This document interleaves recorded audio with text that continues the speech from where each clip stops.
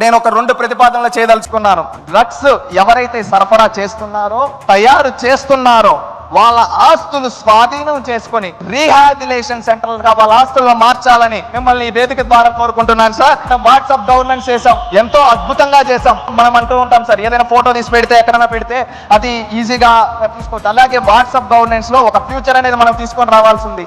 ఏంటంటే ఎక్కడన్నా ఎవరైనా గంజాయి అమ్ముతూ ఉన్నా, ఎవరన్నా కల్తీ మద్యం అమ్ముతూ ఉన్నా, అక్కడ ఫోటో తీసి వాళ్ళ వాట్సాప్ లో పెడితే అది మన దాని రెస్పెక్ట్ పోలీస్ స్టేషన్ కి వచ్చి 24 గంటల్లో చర్యలు తీసుకునే విధంగా దానికి కూడా ఆలోచించాలని చెప్పి కోరుకుంటూ ఉన్నాను. 2047 స్వర్ణాంధ్ర విజన్ తో పాటు డ్రగ్స్ ని యాత్రగా కూడా మనం గుర్తుపెట్టుకోవాలి. మనందరం ఒక లక్ష్యాలని నిర్దేశించుకుంటూ మనం ముందుకెళ్ళాలి. రిషి ఒక ఐటీ ఉద్యోగస్తుడు, శ్రీకాళహస్తిలో ఒక రైతు కుటుంబంలో జన్మించినటువంటి వ్యక్తి.